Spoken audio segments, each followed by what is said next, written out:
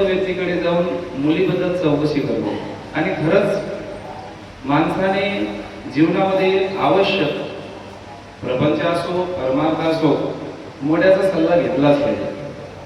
मग त्या तात्याकडे तो माणूस गेल्यानंतर तो तात्या काय म्हणतो की त्या ठिकाणी ज्या ठिकाणी आपल्याला मुलगी द्यायची आहे त्या ठिकाणी त्याचं कुळ कसं आहे, त्याचे गुण कसे, मुलगा व्यसनी तर नाही ना.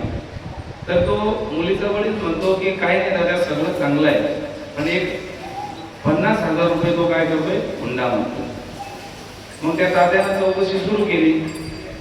त्या घरामध्ये असणारी जी सासू, होणारी जी सासू आहे ती कुठून आली, त्यांना मुली किती आहे, असा बराच चौकशीचा भाग झाल्यानंतर तात्यानं सांगून दिलं की बाबा रे, जरी हा 50,000 रुपये मागित असेल तर याला मुलगी द्यायला काही हरकत नाही, चांगलं घर आहे.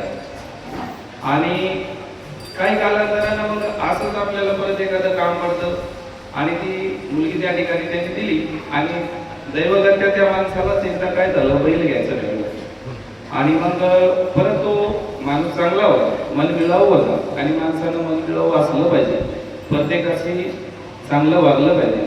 आणि परत तो व्यक्ती त्या तात्याकडे गेला आणि तात्याला म्हणाला, तात्या चला बरं म्हणे, आपल्याला एक बैल खरेदी करायचा म्हणे, चला बाजारात, तुम्हाला थोडं त्यातलं समजतं.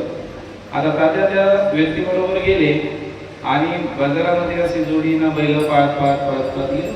आता जुन्या माणसाला ते जास्त माहीत आहे, आम्ही सांगणं म्हणजे ते थोडं. मग त्या तात्याला काय सांगितलं की बाबा हा बैल जो आहे तर तू हा बैल घेऊन टाक. आणि तात्याला त्याचे काय पाहायचे ती लक्षणं पाहिली. असं करून त्या माणसाला तो बैल घेतला आणि जीवनामध्ये मग तो बैल घेतला, पुढे त्याला जोडी लावला, असं त्याचं ते भागत गेलं. तर हे कशामुळं भागत गेलं की एखाद्या कोणाचं तरी मार्गदर्शन त्याने घेतलं. आता नाना संकटामध्ये आपण गेलच राहतो प्रत्येकाच्या